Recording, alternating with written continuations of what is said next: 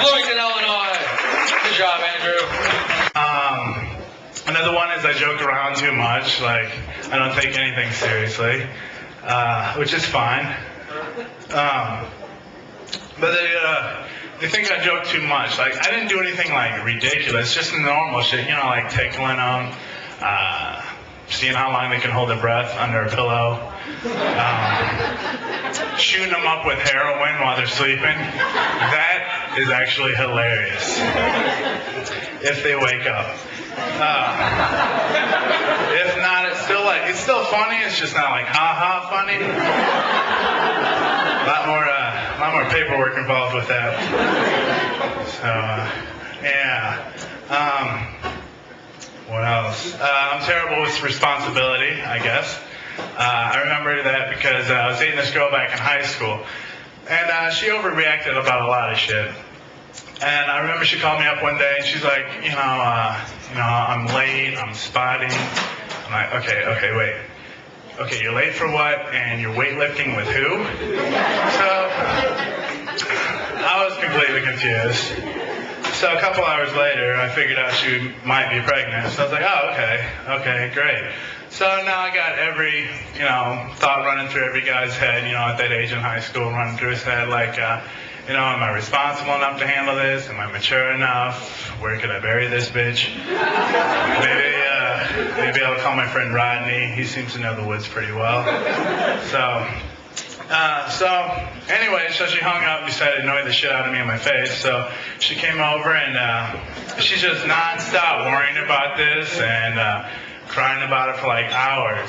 So finally she passed out, started falling asleep, and I'm just sitting there watching her lovingly, waiting for her to take her last breath, which never happened.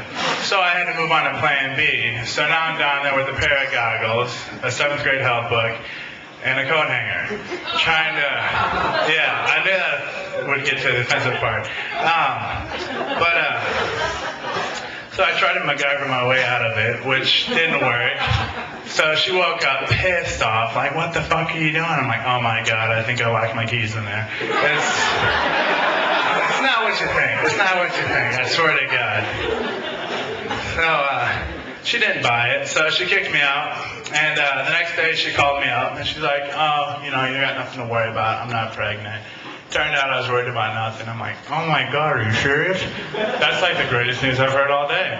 And so we've dealt with that, and so I was like, okay, so I'll see you in about 3 to 4 days after that disgusting shit's over with. She's like, yeah. I'm like, okay, I love you. So,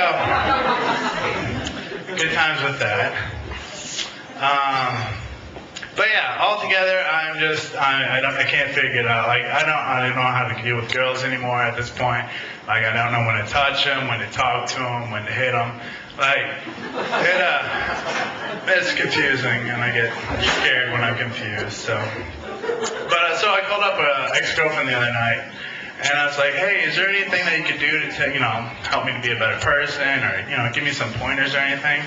And she was like, well, you can start by complimenting, a girl, because you never complimented me. I was like, bullshit. I told you smell like crunch berries that one time. And she's like, yeah, and you gnawed on my head the entire day. I had to throw that shampoo out. Yeah, you're probably right.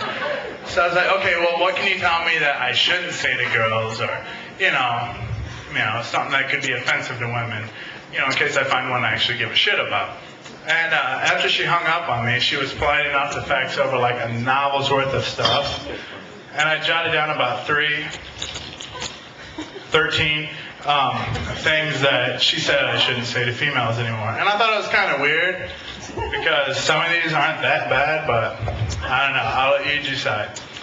Okay, of course, number 1, the C word. No girl likes being called cuddly. Makes them feel fat or something. Number 2, cunt. No matter how cute that word sounds, they hate that shit. Number 3, I'm sorry, I thought you were a dude. It was a terrible haircut. Number 4, your face feels furry. Number 5, why is one bigger than the other one? Number 6, smell my fingers, they smell like oatmeal. Number 7, that shit's gonna stay with you for life. Number 8, come on, just touch it. Number 9, is it supposed to smell like that? I can smell it through your jeans. Yeah, I know, tell me about it, I was there. Number 10, do you think your friend would be into a threesome? I think he would be cool with it. Yeah, that didn't pan out. Number 11, it felt like the right hole. Yeah, that was a long week. Number 12, so that's what a gag reflex is. And number 13, it got in your hair.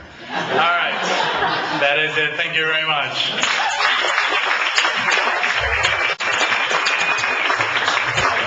Andrew Howell, everybody, from Bloomington, Illinois. Good job, Andrew.